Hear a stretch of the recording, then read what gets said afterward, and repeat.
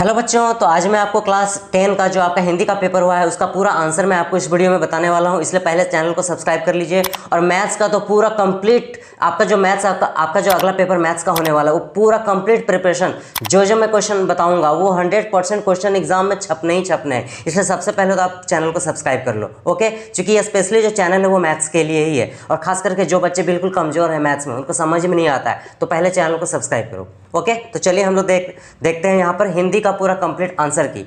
इसके पहले वाले वीडियो में मैंने आपको एक्सप्लेन करके बहुत सारे आंसर्स मैंने बता दिए हैं। इस वीडियो में मैं आपको केवल आंसर बताऊंगा, एक्सप्लेन बिल्कुल नहीं करने वाला हूँ। इसलिए जिन जिन बच्चों का सेट 1 हो, 2 हो या फिर 3 हो, वो अपना आंसर जो है इससे मैच कर लीजिए। और बाकी का आंसर अगर आपको चाहिए किसी भी सेट का, तो आप मुझे अपना क्वेश्चन पेपर का PDF बना करके आप मुझे मेल कर दो। डिस्क्रिप्शन में मेरा मेल ID मिल जाएगा, ओके। मैं आपको आंसर जो है प्रोवाइड करवा दूंगा, ओके। तो चलिए हम लोग आंसर देखते हैं इसका हिंदी A का सेट 2 का, ओके। आप किसी भी स्टेट से हो, आप मुझे PDF मेल कर दो, मैं आपको आंसर प्रोवाइड करा दूंगा। चलिए हम लोग देखते हैं यहाँ पर क्वेश्चन नंबर 1 को। निम्नलिखित काव्यांश को ध्यानपूर्वक पढ़कर उस पर आधारित दिए गए प्रश्नों के उत्तर दीजिए। इसके पहले वाले वीडियो में मैंने एक्सप्लेन कर दिया है, मैं इसको पूरा पढ़ूंगा नहीं, मैं आपको केवल आंसर बता रहा हूँ, ओके। चलिए यहाँ पर देखते हैं क्वेश्चन नंबर क को। काव्यांश में धूल के लिए चंदन विशेषण का प्रयोग क्यों किया गया है? चंदन विशेषण का प्रयोग क्यों किया गया है? तो यहाँ पर जो इसका सही आंसर है वो हो जाएगा बी ऑप्शन, उसके रंग का उल्लेख करने के लिए, उसके रंग का उल्लेख करने के लिए। कुछ बच्चों का कमेंट आता है कि सर इसका आंसर आपने रॉन्ग किया है। रॉन्ग नहीं है, ये हिंदी है। आप कंसेप्ट को समझो, यहाँ पर पूरा क्वेश्चन को पढ़ करके आपको समझ में आ जाएगा। बहुत सारे बच्चों ने बोला कि सर उसकी पवित्रता का उल्लेख करने के लिए, नहीं, उसके रंग का उल्लेख करने के लिए। आप एक बार काव्यांश को ध्यान से पढ़ लेना, आपको अच्छे से समझ में आ जाएगा। बहुत सारे बच्चों का कमेंट आ रहा था कि सर उसके गुणों का उल्लेख करने के लिए, नहीं, इसका जो करेक्ट आंसर है वो आपका ऑप्शन नंबर बी होगा, उसके रंग का उल्लेख करने के लिए, ठीक। चलिए हम लोग ख नंबर को देखते हैं। किशोरियों की कोकिल कंठी तान से क्या अभिप्राय है? कोकिल कंठी तान से क्या अभिप्राय है? तो इसका आंसर जो है वो ऑप्शन नंबर डी होगा। क्या होगा? जैसे कि पहला क का आंसर क्या था आपका, ऑप्शन नंबर बी, ये ऑप्शन नंबर बी जो है इसका सही आंसर है, उसके रंग का उल्लेख करने के लिए। उसी तरह से ख का है, किशोरियों की कोकिल कंठी तान से क्या अभिप्राय है? तो इसका जो सही आंसर ऑप्शन नंबर डी है, किशोरियों का गायन कर्ण प्रिय और मधुर है। ऑप्शन नंबर डी इसका करेक्ट आंसर है। उसके बाद ग नंबर को हम लोग देखते हैं। ग में है यहाँ, कवि ने जी भर क्या भोगा? तो कवि ने जी भर ऐन्द्रिक सुख भोगा। ऐन्द्रिक सुख, ऑप्शन नंबर सी इसका सही होगा, ऑप्शन नंबर सी। देखिए यहाँ पर साफ साफ लिखा हुआ है, गंध रूप रस शब्द स्पर्श सब साथ भूपर, तो ऑप्शन नंबर सी इसका सही आंसर होगा, ऐन्द्रिक सुख। उसके बाद हम लोग नेक्स्ट क्वेश्चन को अगर देखते हैं, घ नंबर, कवि ने अपनी किन किन इंद्रियों को कैसे तृप्त किया? किन्हीं 2 बिंदुओं का उल्लेख करें। इसका आंसर तो सबका सेम होगा, बट ये सब स्टूडेंट्स का अपने तरीके से अलग अलग होगा। किस तरह से? देखिए, कवि ने अपनी किन किन इंद्रियों को कैसे तृप्त किया? तो कवि ने नाक कान आँख त्वचा जैसे इंद्रियों को तृप्त किया है। और बाकी का जो आगे किन्हीं 2 बिंदुओं का उल्लेख कीजिए, तो सभी बच्चों ने थोड़ा सा अलग अलग तो लिखा ही होगा। आगे समझ में आपको? चलिए अंगों का देखते हैं। बहुत दिनों के बाद कवि को अपने गांव पहुंचकर कैसा महसूस होता है? किन्हीं 2 बिंदुओं का उल्लेख करें। तो किन्हीं 2 बिंदुओं का उल्लेख करें, ये तो सभी बच्चे अलग अलग लिखे होंगे।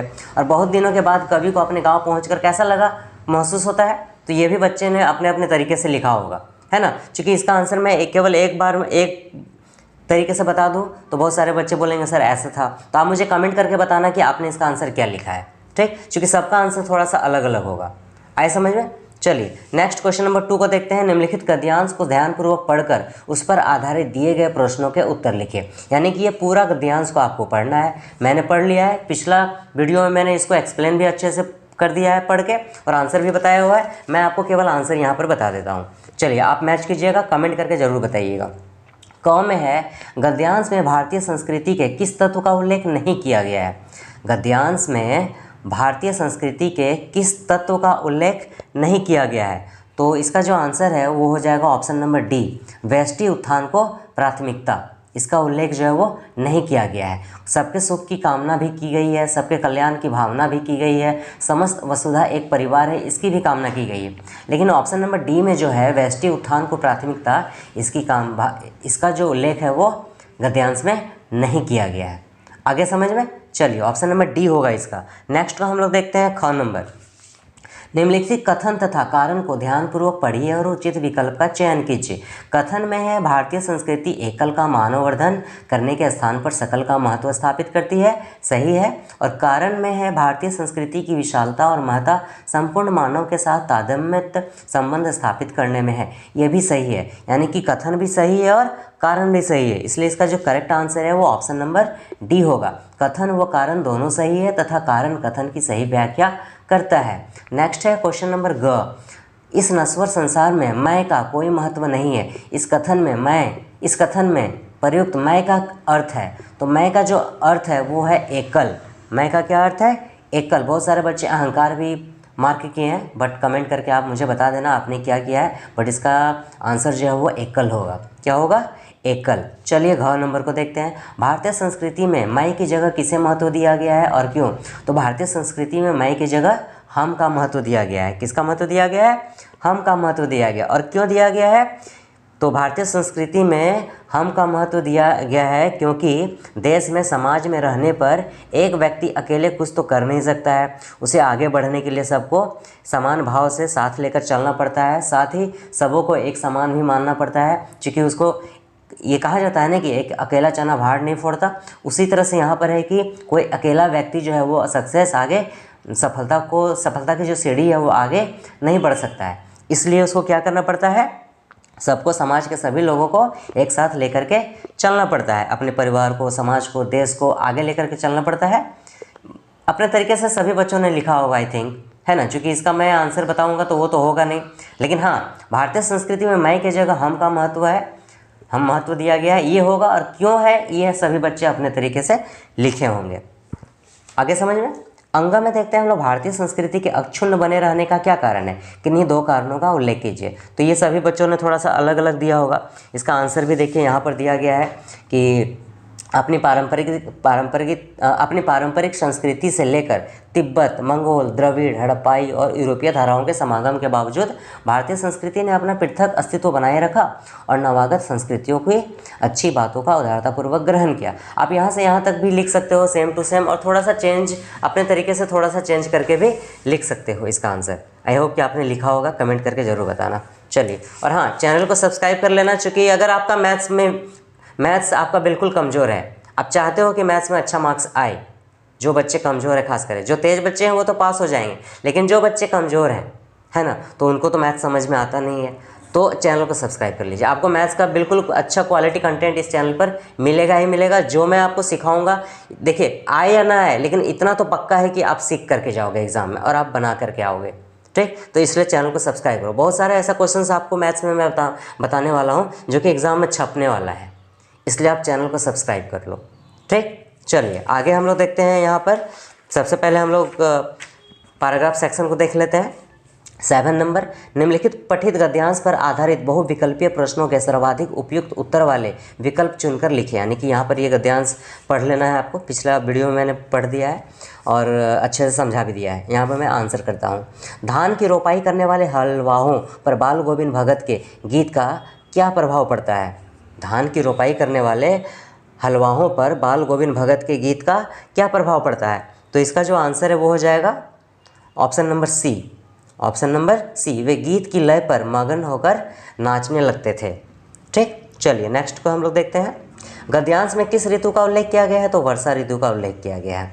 ओके, नाउ ग नंबर, ग में है कथन और कारण को पढ़कर आपको विकल्प चुनना है। बाल गोविंद भगत का गीत धान की रोपाई को एक उत्सव में बदल देता था, तो सही है ये। संगीत का मानव के मन मस्तिष्क पर गहरा और सकारात्मक प्रभाव पड़ता है, ये भी सही है। मतलब ऑप्शन नंबर सी इसका सही होगा। कथन सही है और कारण कथन की सही व्याख्या करता है। औरतें कलेवा लेकर मेड़ पर क्यों बैठती थी?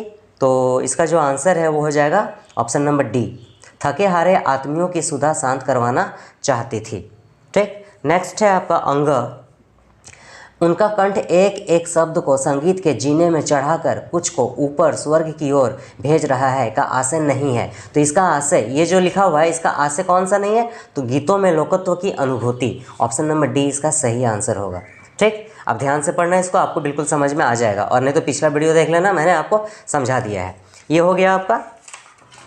उसके बाद है आपका यहाँ पर क्वेश्चन नंबर 8।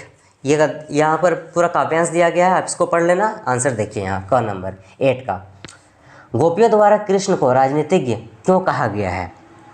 तो इसका आंसर जो है वो हो जाएगा आपका ऑप्शन नंबर बी, प्रेम में छल कपटपूर्ण व्यवहार करने का कारण। नेक्स्ट है ख, एक अति चतुर पंक्ति के माध्यम से गोपियों द्वारा श्री कृष्ण पर क्या किया गया है? तो कटाक्ष किया गया है, ऑप्शन नंबर ए हो जाएगा। नेक्स्ट ग को देखते हैं। ग में है या काव्यांश में मधुकर के माध्यम से किसकी ओर संकेत किया गया है? तो ऑप्शन नंबर बी, उद्धव की ओर संकेत किया गया है। नेक्स्ट है घ नंबर, गोपियों को छल पूर्ण क्या प्रतीत होता है? तो गोपियों को छल पूर्ण क्या प्रतीत होता है? तो ऑप्शन नंबर डी, कृष्ण का उनके प्रति व्यवहार, कृष्ण का उनके प्रति व्यवहार। नेक्स्ट अंग, कथन और कारण को ध्यानपूर्वक पढ़कर आपको आंसर देना है। कथन, गोपियाँ उद्धव को व्यंग्यपूर्ण बातें करती है, सही है। और उद्धव के प्रति मित्रवत एवं आत्मवत भाव के कारण गोपियों की ये सहज अभिव्यक्ति है, ये गलत है। तो इसका सही आंसर आई थिंक क्या होना चाहिए? तो हाँ, option number D, option number D, कथन सही है किंतु कारण कथन की सही व्याख्या नहीं करता है। चूँकि कथन तो सही है लेकिन कारण जो है वो सही नहीं है। तो यहाँ कथन सही है किंतु कारण कथन की सही व्याख्या नहीं करता है। आपको पढ़ के समझना है यहाँ, तो ऑप्शन नंबर डी हो जाएगा। ठीक, आप चैनल को सब्सक्राइब करके रख लीजिए। बाकी का जो आंसर है मैं आपको नेक्स्ट वीडियो में बताऊंगा। क्वेश्चन नंबर 9 देखिए यहाँ पर, कहते हैं खुशियाँ बांटने से बढ़ती है, परंतु आत्मकथन में कवि अपने जीवन की सुखद स्मृतियों को भी सबके सामने क्यों प्रकट नहीं करना चाहता? सभी बच्चे अपने तरीके से लिखे होंगे। कहीं पड़ी है उर में मंद गंध पुष्पमाल अट नहीं रही है, कविता के तो अट नहीं रही है कविता का आशय आपको स्पष्ट करना है। यहाँ पर सभी बच्चे अपने तरीके से लिखे होंगे। फसलें मानव की आधारभूत आवश्यकता से जुड़ी हैं और फसलों का आधारभूत तत्व है। मिट्टी, वर्तमान जीवन शैली ने अनेक रूपों में इस मिट्टी को प्रभावित किया है। फसल कविता के संदर्भ में इन प्रभावों का उल्लेख कीजिए। सबसे पहले फसल के कवि का नाम लिखना है और उसका आपको वर्णन करना है। सभी बच्चे अपने तरीके से किए होंगे, कमेंट करके बता देना। घ नंबर, और उसकी आवाज़ में जो एक हिचक साफ सुनाई देती है, इस पंक्ति में किसकी आवाज़ हिचक से भरी है? कारण से जो बच्चे बुक में अच्छे से एनसीईआरटी को पढ़े होंगे ना समझ के, 100% वो बच्चे लिख करके आए होंगे। ठीक, 10 नंबर में 20 से 30 शब्दों में आपको आंसर देना है। नेताजी का चश्मा, पान वाला, कितना पान वाले वैसे तो कैप्टन का उपहास करता था, परंतु उसकी मृत्यु से वह दुखी क्यों था? नेताजी का चश्मा पाठ के आधार पर आपको लिखना है। तो आई होप कि आपने ये लिखा ही होगा, जो बहुत आसान है। सनातनी संगतियों के प्रति गायकों के किस व्यवहार से बिस्मिल्लाह खान दुखी थे? Very simple. संस्कृति पाठ के आधार पर संस्कृति और सभ्यता के पारस्परिक संबंधों को स्पष्ट कीजिए। जैक बोर्ड वाले को भी ये आया था। आई होप कि आपने लिख लिया होगा। सभी बच्चे अपने तरीके से लिखे होंगे, क्योंकि मैं आपको जो आंसर बताऊंगा वो तो आपने लिखा नहीं होगा। सभी बच्चों का लिखने का तरीका थोड़ा सा अलग होता है। ठीक, जो भी आप जहाँ भी पढ़ते होंगे तो वहाँ पर आपने टीचर से पढ़ा होगा।